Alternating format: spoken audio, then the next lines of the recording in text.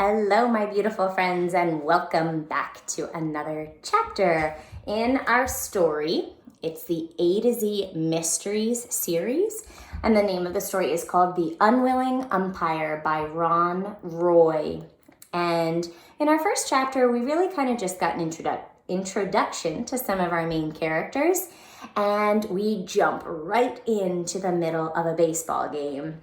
And in the beginning, the boys are up with a score of 1-0. But at the very end of that first chapter, Ellie, our female batter, gets up and scores a home run. That means she rounds all the bases in order to tie up the score. So when we left off, it is boys 1, girls 1. And here is chapter 2. I'll zoom it in and give you a second before we jump right in. Chapter 2. It's a tie, Ruth Rose said. I can taste that ice cream cone, Josh. Oh yeah, remember they had a bet. They're betting an ice cream cone. Who's gonna win? Is it gonna be the boys or is it gonna be the girls? The loser has to buy the other one an ice cream cone. Boy, the men are lousy fielders, Josh grumbled. My grandmother can catch better. That's not very kind, but just then Pete Unkenholtz started sneezing. Achoo! Achoo! Whew! He wiped his eyes, sneezed again, achoo! Then turned to say something to the catcher. After a few seconds, Pete headed toward the clubhouse. As Pete passed Dink, Josh, and Ruth Rose, he stopped for a second. Darn allergies, the young man said. His eyes were red and he was taking deep breaths. Sometimes when we're in the classroom, we like to touch our nose when we have a similar experience. And Mrs. Vincent can definitely touch her nose because I have pretty bad allergies, especially this time of year. So I feel his pain. I take medicine every day so that I don't sneeze 2,000 times in the course of a day.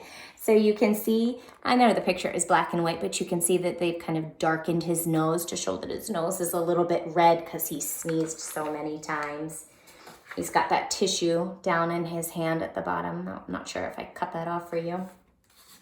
And he is heading toward the clubhouse. Pete trudged toward the clubhouse. The kids watched Mr. Pocket walk over to home plate. What's going on? They heard him ask the catcher. He went to get his allergy medicine, Jake told Mr. Pocket. Mr. Pocket made an announcement over the public address system, so like the loudspeaker. The crowd relaxed and waited for the game to continue. But when Pete hadn't returned after 5 minutes, people began to wonder what was going on.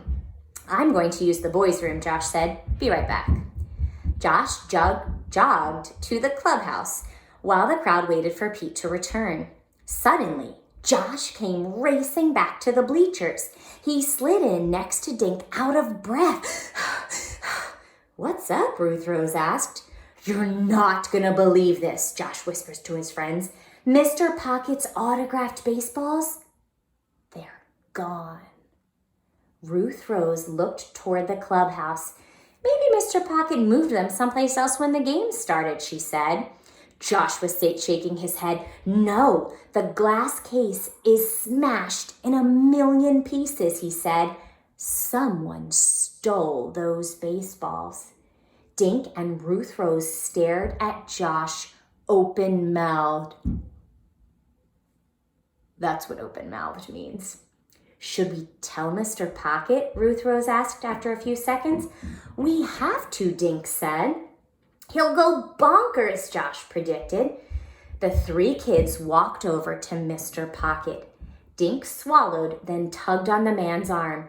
Hi there, Mr. Pocket said. Where's that ump? These people want some baseball action. Did you do anything with those 6 baseballs? Dink asked. Why, of course, Mr. Pocket said. You saw me lock them in the case. You didn't move them anywhere else? Ruth Rose asked.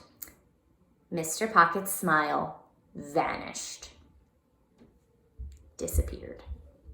What's going on, kids? Has something happened to my baseballs? They're gone, Josh said. The case is smashed. There's glass all over the floor." Mr. Pocket turned and marched toward the clubhouse. The 3 kids watched him go. "You didn't happen to see Pete when you went inside, did you?" Ruth Rose asked Josh. "Nope. The first thing I saw when I got inside was all that glass," Josh said. "I was the only one in the place."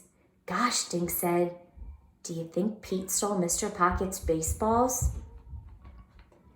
So here we are with chapter 2. We have, I don't know if we can call him a suspect quite yet, but something a little bit suspicious, because we have Pete, the umpire, who has disappeared to get some allergy medicine, but not only has he disappeared, he hasn't returned. We now have some missing baseballs, some very important autographed baseballs. So I will leave you to make your predictions.